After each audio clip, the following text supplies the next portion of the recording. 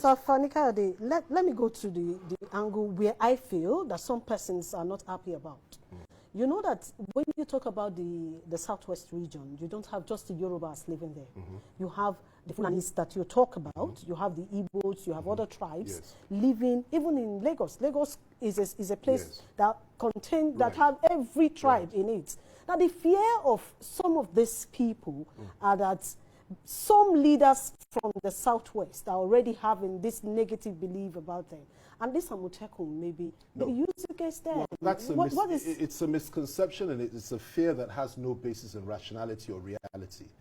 Nobody's discriminating against those that live within the Southwest. The Southwest is the most liberal, the most open place in Nigeria to live. It doesn't matter what your faith is. It doesn't matter what your ethnic group is. You can live there in peace. And that for us is a matter of pride. We don't discriminate. We've never discriminated, and we've never gone out to kill people that are not from the Southwest in our region. It's never happened in our history. So that settles that. But the issue is this. This initiative has been established to protect not just indigenes of the Southwest or people that we describe as sons and daughters of the Oduduwa. It also goes out to protect every single minority group within the Southwest, including the Igbos, including the Hausas themselves and others that are being victim to these attacks, well orchestrated, well funded, well organized attacks on our people in our territory. It's our duty. It's the duty of those behind this initiative to protect everybody, every single person, regardless of tribe or regardless of religious faith, as long as you're in the Southwest. So it's for everybody. And there's no way such a body will turn against non-indigenes. It's not designed that way. It's designed to fight crime and to stop people from slaughtering our people. And that's the way it needs to be viewed. Really, it's as simple as that. So there ought to be no fears. Nobody needs to be feared by this. But at this moment now, because I also saw some of the viral video of a particular interview that was held in one of the TV stations where a member of the Fulani cattle breeders spoke. And if they have that belief, now some of them are already reacting. And you think this Amotekun will not bring problems? The ones that are bringing the problems are those that have said, if this initiative is not stopped, the Southwest will not be given the presidency. Assumption being that they own the presidency. The ones that are giving the problems are those that have said that this initiative is a precursor to Oduduwa Republic. They are the ones that are the problem. The problem that is being brought is not by the initiative, but those that have got up to say that those of us from the Southwest that believe in it are nothing but illiterates and that we hate Fulani people. This is unacceptable language, unacceptable assertions coming from a butchers association of cattle rearers who know nothing about our history, nothing about our people, nothing about our nation. The people of the Southwest had people in Oxford and Cambridge University in the 1800s, the first lawyer in 1879. We are at the forefront of education, of all sorts of wonderful things. We were the first on the African continent to achieve so many great things. And we've done it from generation to generation, whilst their forefathers were still rearing cattle, which is what they're doing today. It is unacceptable for anybody from Mietiala to speak like that. And I'll end with this. This is very, very important. Mietiala as an organization are the organization that have been giving cover to these people that have been doing all this rubbish. You know why?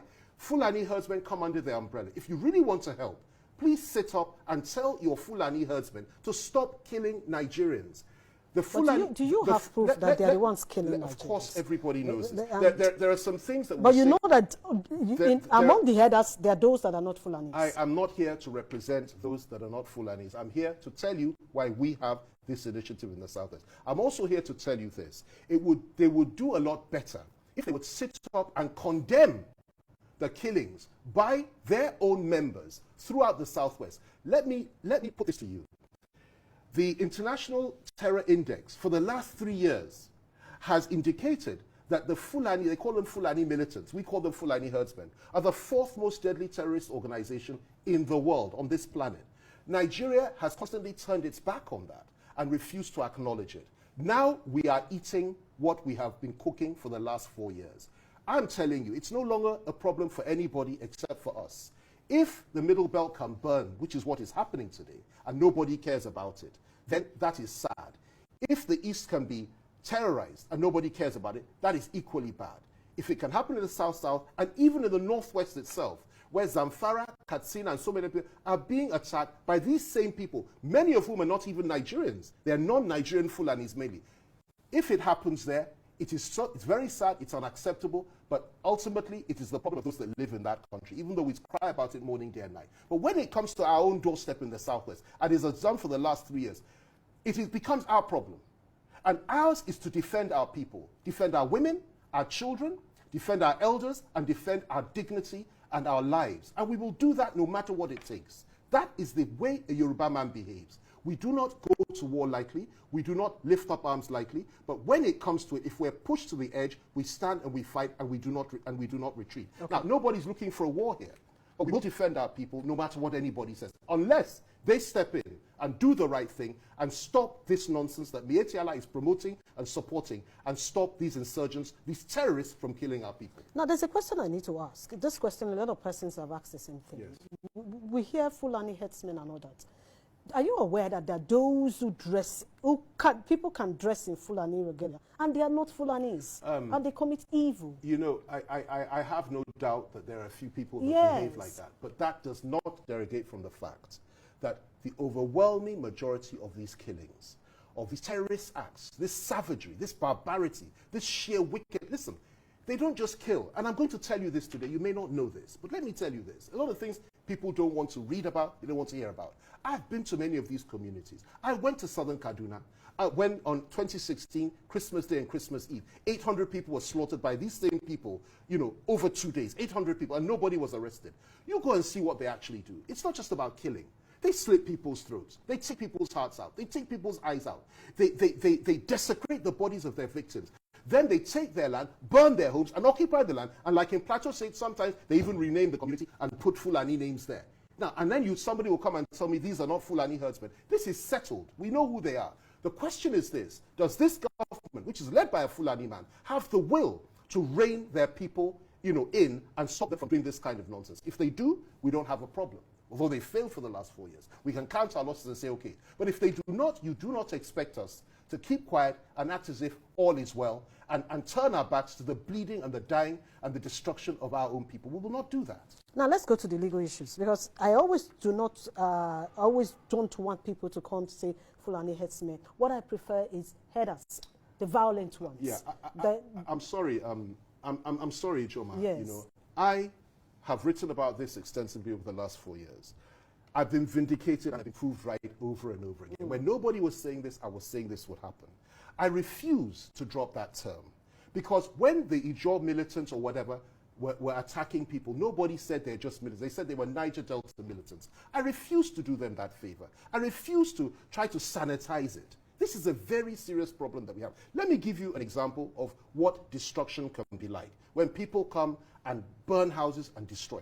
I was in Anambra State, Orafite, a few weeks back. I went to see an old friend of mine. I was there on a Sunday in the church. I left on Sunday afternoon for Lagos. The following morning at 6 a.m., the community, Orafite in Anambra State, was raided by people, supposedly policemen. And they burnt the whole community down, burnt down buildings, killed people, slaughtered innocent people in their homes for absolutely no reason. They were looking for somebody. They burnt down the whole community. I saw this. I saw the video of it with my own eyes. Now, that sort of thing goes on. Nobody has been arrested. Rather, the victims have been the ones that are being targeted and chased all over the place. This is unacceptable. Now, this sort of thing is happening under this government. This is not in the Southwest. It's in the East. And I feel that any Eastern child, anybody from anywhere in the country that is treated in this way, we should all feel it. This happened in Orafite in Anambra State. And then you will now tell me that the governor of that state does not have a duty and obligation to protect his people, or the governors of the Southeast do not have a duty and obligation to protect their people? Of course they do, just as every other governor does. And that's the way the Constitution is wired. The governor is the chief security officer of the state. Allow him to do his job. Don't let people be killed on his doorstep. I'll give you another example. I was there when Baba Fasoroti's daughter was buried. And the governors of the Southwest were there. We were all in the same room. And, you know, we were all asked to say a few words. People started saying, I should speak, because they knew I would state the case clearly about how we felt about their failure of leadership and protecting our people. But I didn't say a word, and I'm glad I didn't. You know why? Because they got up. I think it was the governor of Ondo State that got up and said, we are not bastards. And Shomwali. He said, we are not bastards. We know what is going on, and we will do something about this. And they honored their word a few months later and came up with this initiative. And I commend them for that.